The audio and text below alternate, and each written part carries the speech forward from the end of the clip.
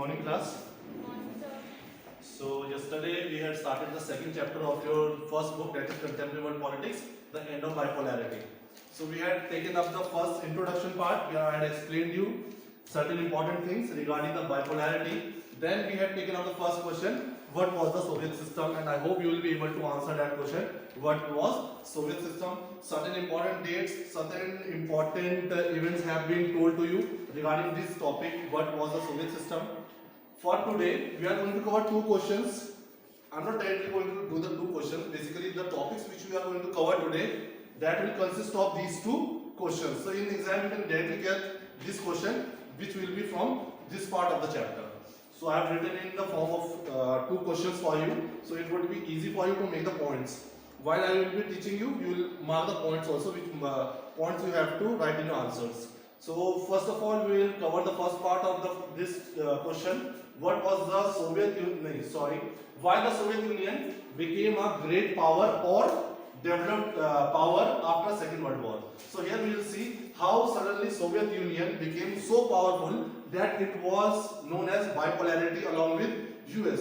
It came equal to US. What were the reasons which led USSR to become so powerful as equal to US? तो US के according उसके level पे कैसे USSR आ गया after Second World War की बात कर रहे हैं. So you will try and understand those factors. So there are various factors which led to the growth and development of USSR after the Second World War. क्योंकि after Second World War क्या हो गया था हमारा? Cold War start हो गया था. It means क्या start हो गई थी?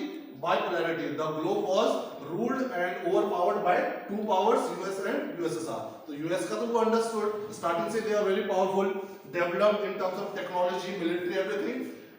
But we'll try to understand what were the factors which led Soviet Union. Whenever I am using the term Soviet Union, it means USSR. Union term means a group. So USSR was a group of socialist countries. Those had followed the ideology of communalism. So we'll try and understand here what were the factors. The idea is clear, but we are going to study today. Pallavi lost somewhere. Want to go out? Bahar dekh liyo. No, Okay. sir, it's paining. Okay. Huh? It's paining. Okay, so I am starting directly with the answer of this question while I am reading this. The Soviet Union became the great power after the Second World War. So, same thing, I have put up that in a form of a question. What were the factors? The Soviet economy was the more developed than the rest of the world except for the US. So, at the time of the World War II, if you see the economy of the USSR or the Soviet Union, it was most developed as compared to the other countries around the world except US. US was on number one, तो number two पे कौन आ रहा था? USSR. In terms of economy, it doesn't mean कि power में उससे कम हो गया था बहुत. Equally powerful थे, तभी तो हम Cold War पढ़ रहे हैं. Because they were equally strong. But कहीं पर when we calculate the measurements, it means in terms of economy, it was at number second. First was US, second was Soviet Union. Okay, in terms of economy only. So before I move forward, one more thing I want to tell you, which is not there in the book. Which were the two groups or alliances of the World War II? First was Allied powers. चलो. Allied forces, I think. Or Axis power is not required. Just we are studying about US and USSR. Basically USSR. In this US, USSR. And France and Britain. So these four were the members of Allied forces against the Axis forces. So we are trying to understand here how Soviet Union became a great power after the Second World War. So we knew these two were directly into Cold War from 1939 with Germany. Either Germany था and or Japan.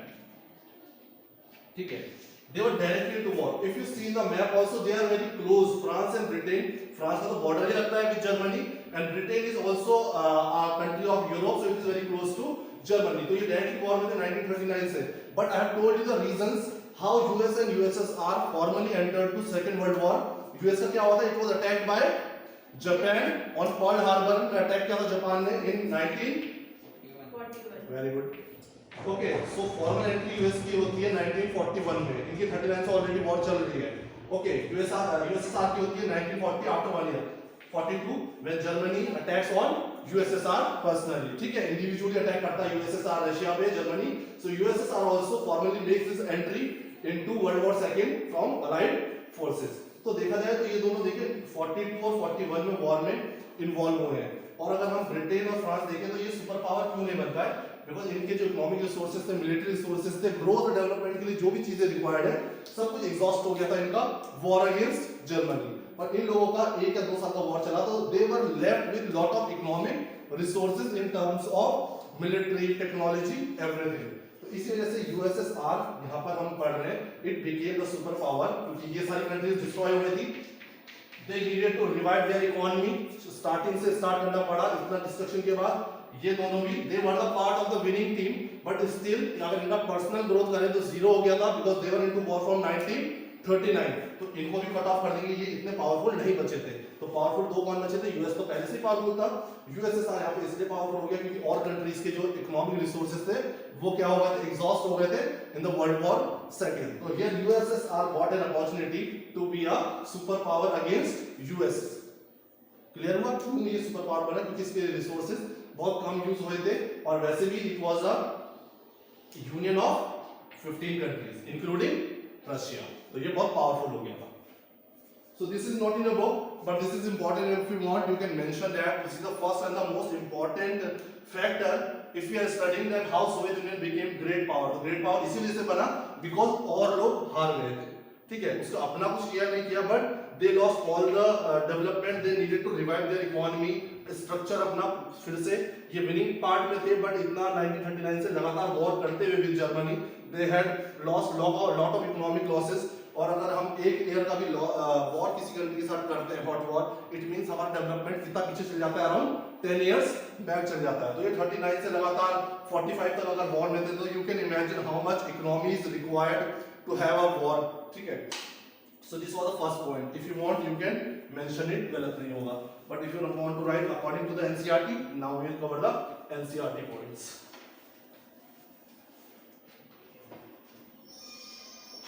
It had a complex communication. तो सबसे पहले हम इसके positive point देख रहे हैं ना, ये इतना स्ट्रॉन्ग क्यों होता गया? एक तो मैंने सेकेंड वर्ल्ड वॉर का बता दिया, but according to your book जो सबसे पहला इसका पॉजिटिव पॉइंट है कि इतना स्ट्रॉन्ग क्यों होता गया?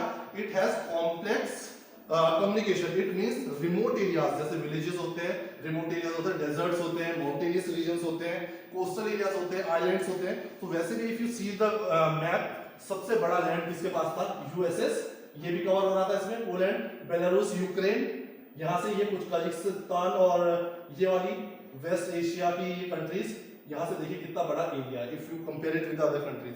तो इसका जो कम्युनिकेशन जो कॉन्टेक्स्ट थे, इसका कम्युनिकेशन नेटवर्क था बहुत स्ट्रॉन्ग था. ये नहीं था कि बस सेंट्रलाइज्ड था कोई रीजन, बट यहाँ पर जो फैसिलिटीज थी रोड्स की, ट्रांसपोर्ट की, कम्युनिकेशन की, it was available to remote areas. किनारे किनारे के जो रिमोट एरियाज होंगे वहां पर भी कम्युनिकेशन बहुत स्ट्रॉन्ग था.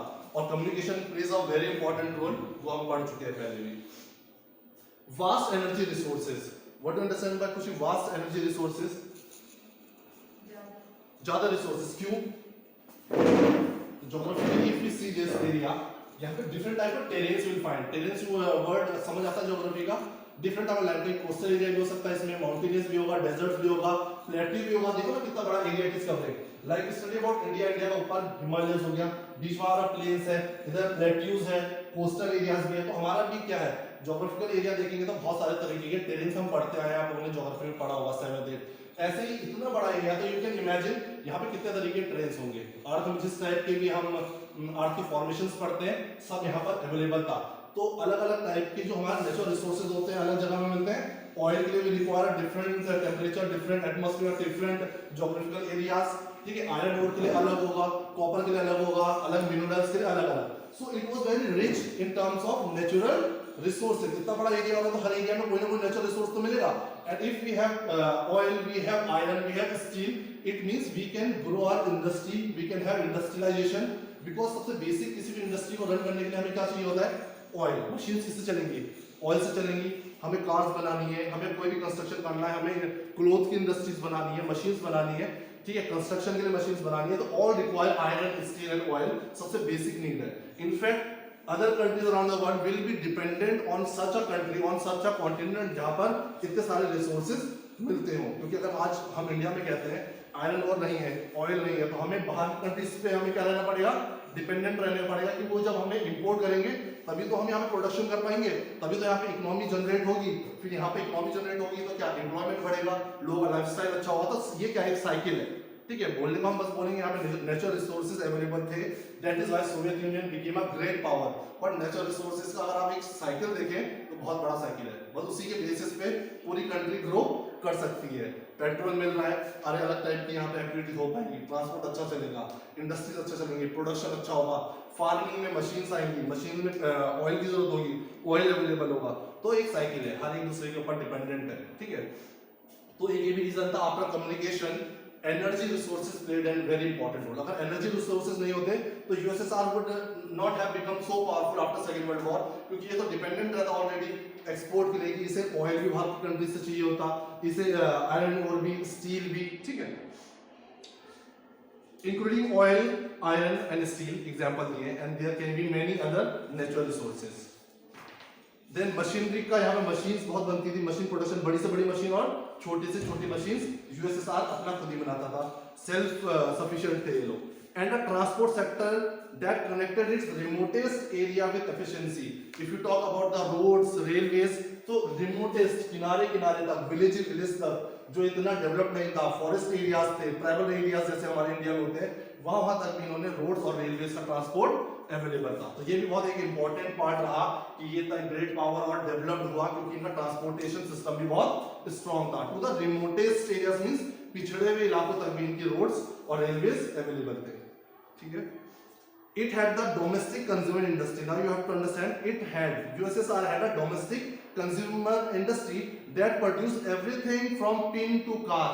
हिंदी में बोलते हैं सुई से सब्बल तक। In the same way, pin से लेकर के कार तक एक डोमेस्टिक फैमिली के लिए एक जो हमारी नेसेसिटीज है, बेसिक जो हमारी डेली नीड्स की चीजें हैं, सब कुछ खुद ही प्रोड्यूस होता था यूएसएसआर के अंदर। वो कुछ भी बाहर से एक्सपोर्ट नहीं करते थे क्योंकि उनके पास इंडस्ट्रीज थी, ऑयल था, ट्रांसपोर्टेशन सिस्टम था, सब कुछ था। तो उन्होंने अपनी इंडस्ट्रीज खुद बनाने की थी, एस्टैब्लिश कर रही थी, and they were producing everything जो हमें घर में हर दिन जो जरूरत पड़ती है, यूटेंसिल्स हो आपके, कोई भी चीजें हो, क्लोथिंग हो, कुछ भी, शू मेकिंग हो, तो everything they were producing their own. Cars हो उनके, एरोप्लेन्स भी उनके अपने ही बनते थे, ठीक है। So they were not dependent on any other country in terms of resources, in terms of this network, communication network, road making and domestic consumer industries.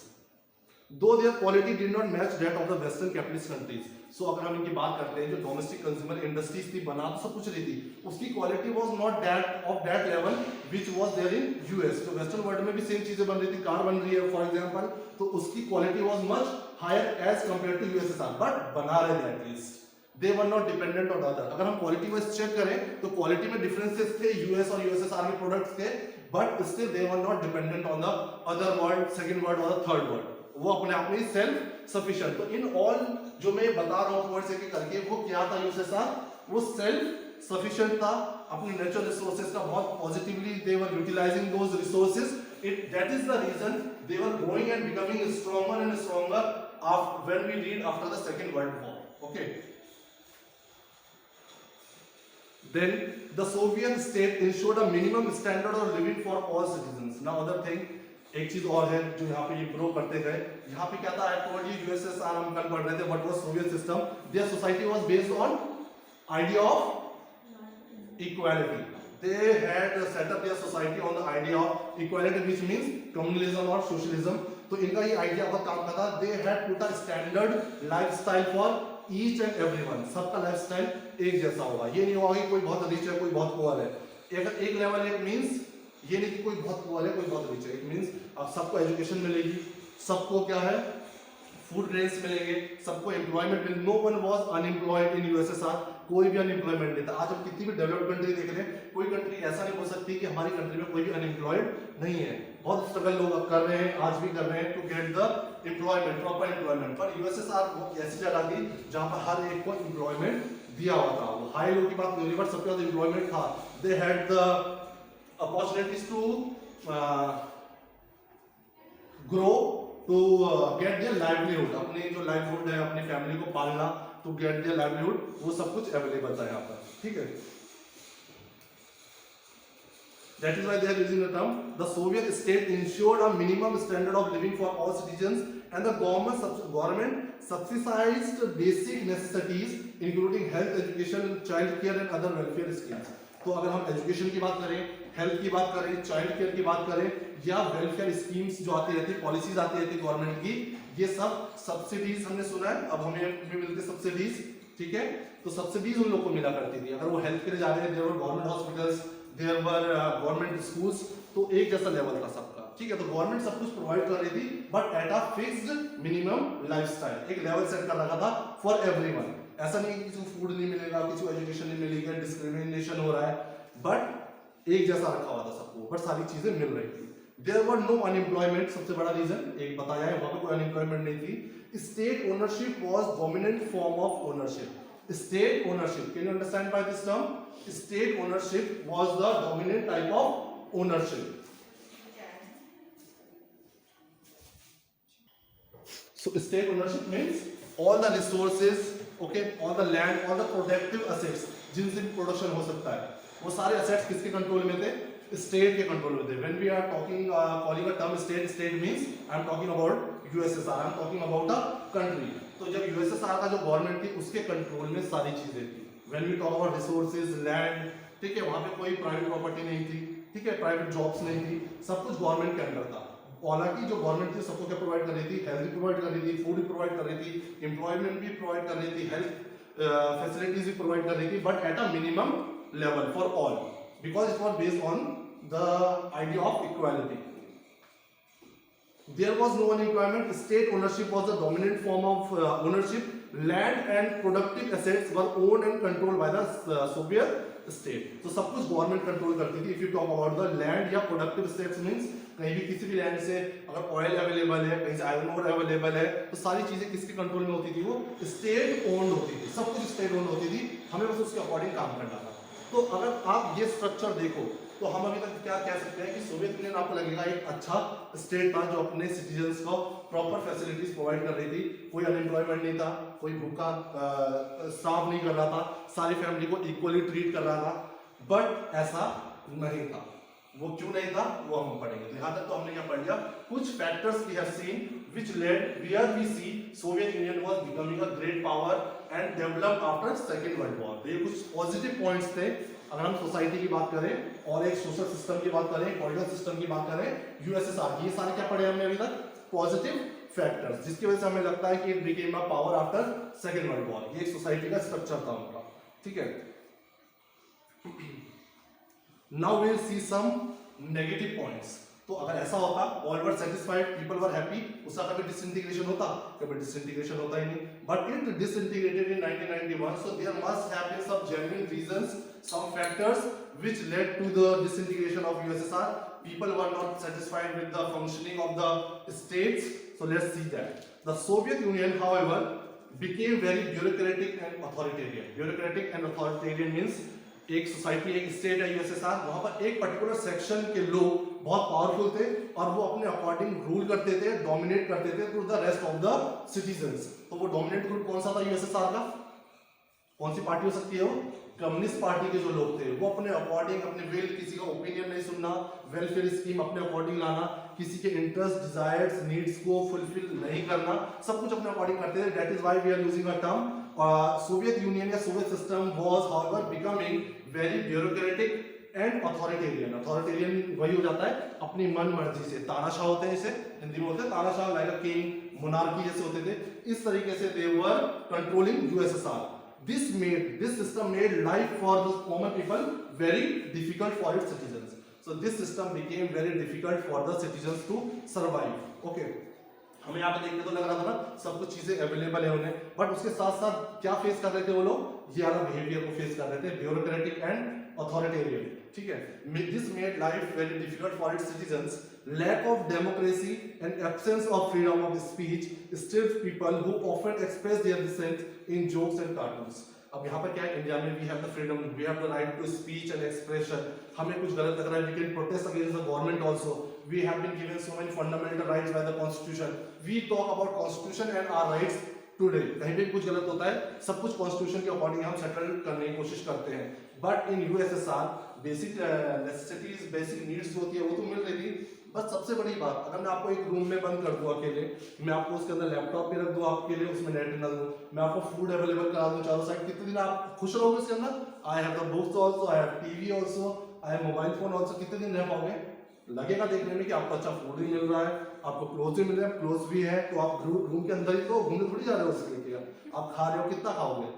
ठीक है, तो ये कुछ ही दिन अच्छा लगेगा बस। वैसा ही यहाँ पे हो रहा था कुछ यूएसएस के आर के साथ। हम पढ़ते हैं जब इनकी आइडियोलॉजी तो हमें लगता है इक्वालिटी थी, सब लोगों को एम्प्लॉयमेंट थी, ठीक है, सबको इक्वली ट्रीट किया जाता था, हेल्थ इश्यूज को देखा जाता था, लोगों की एजुकेशन को प्रमोट करते थे, बट एक सर्टेन लेवल तक। उसके नीचे जो रियलिटी थी वो क्या थी? There was no democracy, there was no right to speech and expression, जो हमारे पास फंडामेंटल राइट्स है, right to move freely, right to follow their own religion. हम तो कितनी सारी चीजें हमारी कंट्री में इतनी डाइवर्सिटी है, बट उनको इस टाइप कोई भी नहीं। They were like slaves, we can say, slave की तरह ही थे।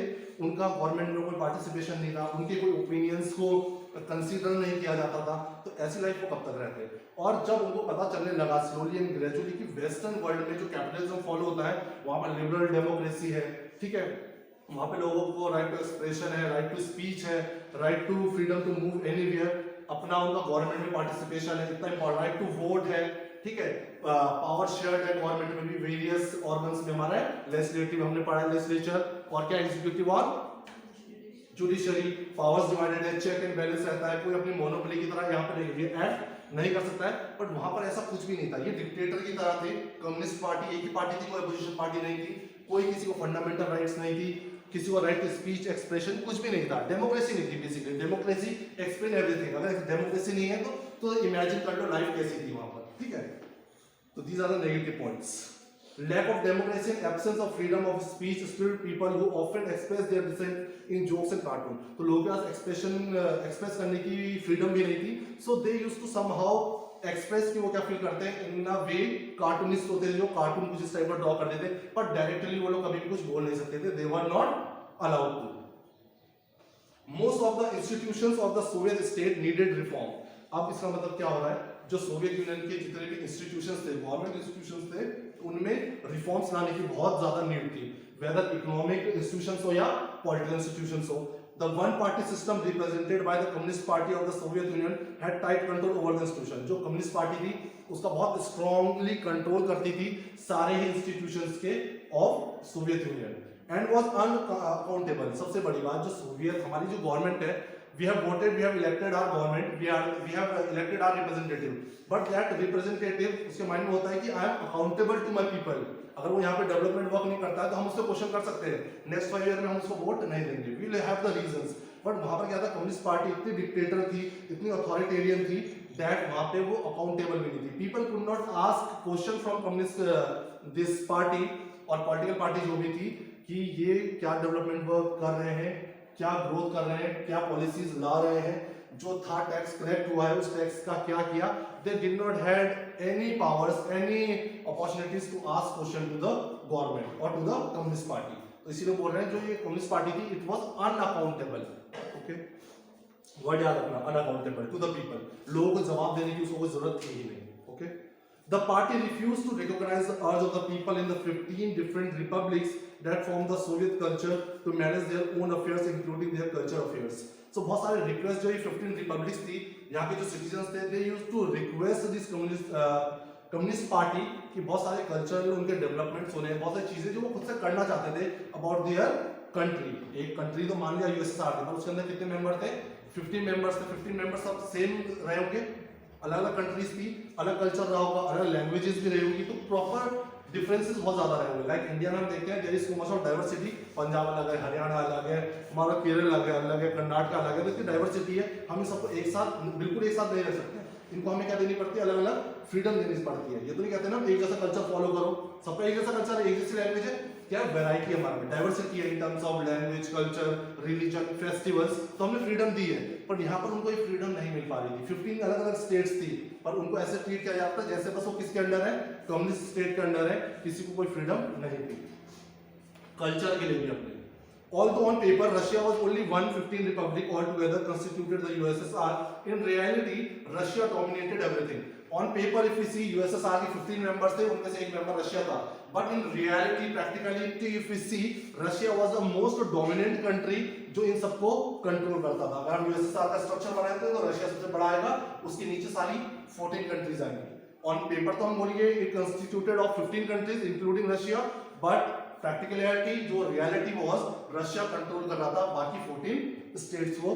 दिस मेड अदर स्टेट्स और other republics feel neglected and often suppressed. उनको लगता था हमें निग्लेक्ट किया जा रहा है और हमें सप्रेस किया जा रहा है, और ये फीलिंग उनकी इंक्रीज और होती गई जब उन्हें किसके बारे में पता चलने लगा, slowly and gradually western world के बारे में, specially these countries. Okay, these were the part of Russia, ये तो फिर भी सेटिस्फाइड थे। ये हमारी वेस्टर्न एशिया की जो वेस्टर्न कंट्रीज थी वो भी सेटिस्फाइड थे क्योंकि ये इकोनॉमी में बहुत वीक थे। दे वर गेटिंग, इनको सपोर्ट मिलता था, मिलिट्री वेपन्स, इकोनॉमिक गेन्स मिल रहे थे यूएसएसआर से। बट जो ये कंट्रीज थी, ये कौन सी कंट्रीज है, ईस्ट यूरोप का, अगर यूरोप को देखें जो यूरोप आधा ये किसका सपोर्ट में थे, यूएसएसआर के। But at a certain period of time उनको फील होने लगा जो हमारे जर्मनी के, वेस्ट जर्मनी के जो लोग हैं इधर के और जो ये यूरोप है, they were living a very good lifestyle, इनका लाइफस्टाइल बहुत अच्छा था। They were having democracy, they were having right to speech and expression and all the fundamental rights जो एक अच्छी लाइफस्टाइल के लिए होना चाहिए। But on the other hand जो जर्मनी बर्लिन वॉल की इस तरफ थे, they were living a very hardship life, बहुत हार्ड लाइफ हो गई थी because of the ideology of communism। तो यहाँ पर इसी वजह से यहाँ पर प्रोटेस्ट और एजिटेशंस होने लगते हैं because they wanted to be a capitalist country। इस वॉल को तभी वो तोड़ देते हैं 1989 में। तो यहाँ से एक प्रोसेस शुरू हो जाता है। ये सब रीजंस बता रहे हैं कैसे वीक होता गया Soviet union slowly and gradually. पहले हमने पढ़ा ग्रेट पावर किस वजह से बना, फिर मैंने उसके कुछ नेगेटिव पॉइंट्स बताए, उसी के साथ वो नेगेटिव पॉइंट्स के साथ ही वी कैन अंडरस्टैंड डिसइंटीग्रेशन क्यों हुआ। सबसे बड़ी बात पीपल इंटरनल वीकनेस, किस वजह से, कोई बाहर से मिलिट्री अटैक नहीं हुआ था यूएसएसआर के बाद, बट जो इंपॉर्टेंट थिंग है इंटरनल प्रॉब्लम थी, इंटरनल वीकनेसेस थी, और वो सबसे बड़ी क्या थी, पीपल वर नॉट हैप्पी, उनको डेमोक्रेसी नहीं थी, राइट टू स्पीच और एक्सप्रेशन नहीं था। तो इसका मतलब जैसे लाइफ को रहना चाहते थे लाइक द वेस्टर्न वर्ल्ड, वो चीज उनको नहीं मिल पा रही थी। So they wanted to transform their ideology as capitalism. तो यहां तक तो ये हो गया, इसको रीड कर लो एक बार। Okay, so you can read the second question. While reading this, you will come to know what the answer of this question. Now the other question is why the Soviet Union system lagged behind the Western world in terms of technology and infrastructure. Although in every sphere it was equally important and powerful as compared to US, but when we talk about the technology, मैंने बताया था cars का example दिया, technology में थोड़ा सा अगर हम कंपेयर करें थोड़ा सा लो था, ठीक है, अगर कंपेयर करें तो टेक्नोलॉजी और इंफ्रास्ट्रक्चर में it was lagging behind to US. तो इसको देखते हैं हम इस पैराग्राफ में। So in the arm race, the Soviet Union managed to match the US and from time to time. Arm race you have understood from the very Cuban Missile Crisis we have read. Both were in a एक इस pattern में थे कि race चल रही थी to stock up the weapons, जिसका ज्यादा वेपन्स होंगे लगता था वो इतना स्ट्रॉन्ग होगा, ठीक है। फिर हमने आर्म्स कंट्रोल की बात करी जब लगा कि डेंजरस हो सकता है, चलो that is the other part of the story. But यहाँ पर अगर हम आर्म रेस की बात करें, वेपन्स की बात करें, दे वर इक्वली इक्वल थे दोनों, ठीक है, मैच करते थे एक दूसरे से from time to time, but at great cost. But इसमें बहुत कॉस्ट लगती थी। अगर हम बात करते हैं कोई कंट्री वेपन्स, यूएस तो बहुत स्ट्रॉन्ग था, यूएस के जो वेपन्स थे उसको मैच करने के लिए सोवियत यूनियन जो है बहुत ज्यादा इन्वेस्टमेंट करता था वेपन्स को प्रोडक्शन के लिए। उसकी वजह से इनकी इकोनॉमी क्या होती जा रही थी, वीक होती जा रही थी, ठीक है। प्रोडक्शन तो हो गया, वेपन्स बन गए, but what about the economy of the country, तो उसको ध्यान ज्यादा नहीं दे रही थी सोवियत यूनियन, क्योंकि वो किस में लगी हुई थी, आर्म्स रेस में। उन्हें लग रहा था हमें यूएस के बराबर रहना है, बिल्कुल, ठीक है। तो उसकी वजह से बहुत लॉस होता गया, इकोनॉमी वीक होती गई। तभी यहाँ पे एक वर्ड यूज किया हुआ है, देखो लास्ट में, बट अ ग्रेट कॉस्ट, तो बहुत बड़ी एक कॉस्ट पे कर रहा था USSR in this race. The Soviet Union lagged behind the West in technology, infrastructure, example transport, power, ये सब की बात करेंगे हम in terms of technology और infrastructure में हम बात करें तो ये lag behind मतलब पीछे पड़ा था, पीछे था काफी यूएस से।